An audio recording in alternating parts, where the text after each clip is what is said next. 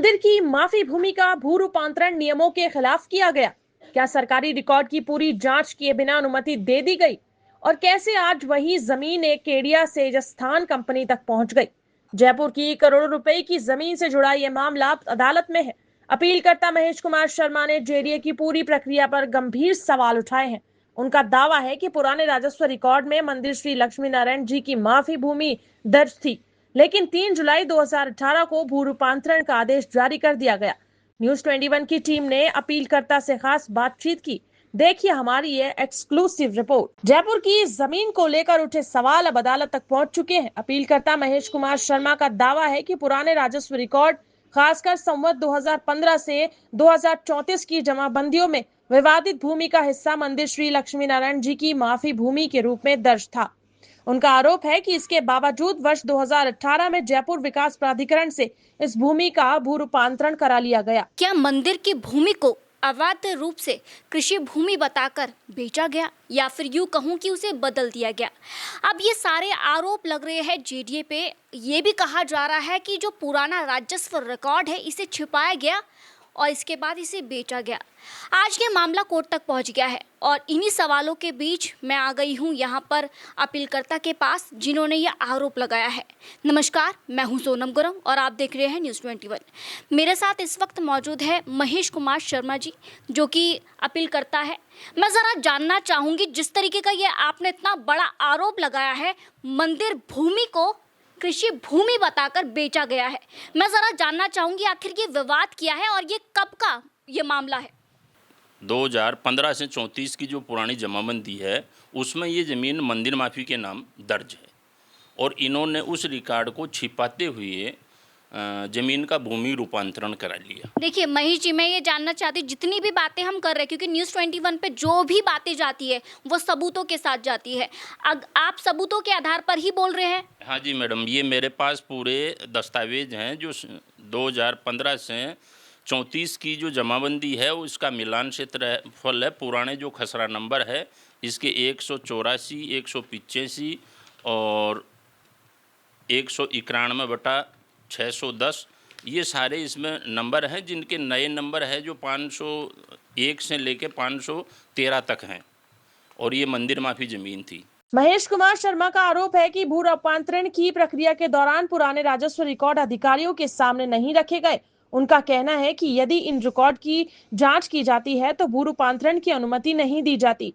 यही नहीं, उनका दावा है कि भू रूपांतरण के बाद ये जमीन आगे हस्तांतरित हुई और आज इसका संबंध केडिया सेजस्थान से बताया जा रहा है।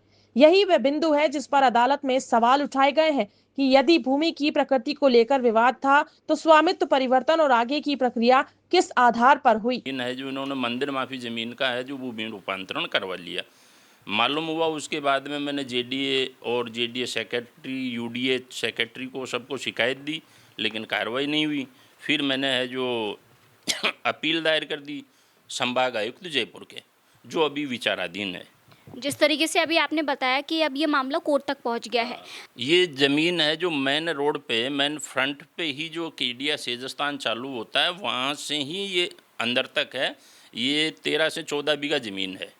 मतलब आप केडिया ग्रुप्स की बात कर रहे हो? अपीलकर्ता का कहना है कि उन्हें इस पूरे मामले की जानकारी वर्ष 2025 में आरटीआई के तहत दस्तावेज और पुराने राजस्व रिकॉर्ड मिलने के बाद हुई। इसके बाद उन्होंने अदालत में अपील दायर कर 3 जुलाई 2018 के भू रूपांतरण आदेश को चुनौती दी। उनका कहना है कि यदि अदालत को लगे कि आदेश अधूरे रिकॉर्ड या गलत तथ्यों के आधार पर पारित हुआ तो उसे निरस्त किया जाना चाहिए। इस पूरे मामले में कई सवाल उठ रहे हैं। क्या भू रूपांतरण से पहले पुराने राजस्व रिकॉर्ड की पूरी जांच हुई थी? क्या संबंधित कानूनों का पालन किया गया था? और जिस जमीन को लेकर आज विवाद है वह आखिर केडिया सेजस्थान कंपनी तक किस प्रक्रिया के तहत पहुंची? सभी सवालों के जवाब अदालत की सुनवाई और संबंधित पक्षों के जवाब के बाद ही सामने आएंगे। कोर्ट तो जो दस्तावेज होते हैं उनके आधार पे फैसला करते हैं, लेकिन उससे पहले ये लोग जो हैं जो बेच के निकल जाए तो उससे तो आम जनता को नुकसान हो जाएगा, तो वो उस चीज़ को तो प्रशासन ही रोक लगा पाएगा। फिलहाल मामला न्यायालय में विचाराधीन है। हमने अपीलकर्ता का पक्ष आपके सामने रखा है। इस मामले में यदि जयपुर विकास प्राधिकरण, केडिया सेजस्थान या अन्य संबंधित पक्ष अपना पक्ष रखते हैं तो उसे भी प्रमुखता से प्रसारित किया जाएगा। महेश जी, जिस तरीके से अभी आपने बताया कि मंदिर भूमि जिसे उन लोगों ने भू रूपांतरण करके अब वो बेच रहे, पट्टा जो उनके पास पहुंच गया, मैं ज़रा जानना चाहती हूँ कि केडिया ग्रुप्स वहाँ पर अभी क्या बना रहे हैं? क्या वहाँ पर बिल्डिंग हो रहा है? किस तरीके का निर्माण वहाँ पर चल रहा है? वहाँ पे फ्लैट बन रहे हैं, कोठी बन रही है। और ये महेश जी, जिस तरीके से अभी आप न्यूज़ 21 के मंच पर हो और आपने जिस तरीके से यहाँ पर बात रखी है, मैं ज़रा आपसे ये भी चीज़ जानना चाहूँगी कि आप दर्शकों से क्या कहोगे जो इस वक्त केजिया ग्रुप में इंटरेस्टेड है, विला खरीदना चाहते हैं और कहीं ना कहीं आपकी भूमि भी वहाँ पर मतलब उनके नज़र में पड़ सकती है? अब वो तो अगर डिस्प्यूट है और उसके बाद में भी वो बेच रहा है, तो वो तो गंदी नीयत से बेच रहा है, तो वो तो नुकसान तो आम जनता को ही होना है, तो उससे वो बचें। जिस तरीके से अभी आपने सुना, देखिए ये कोई लाखों का मामला नहीं है और ना ही ये मैं करोड़ों का बोलूँगी, क्योंकि ये जनता का विश्वास का मामला है।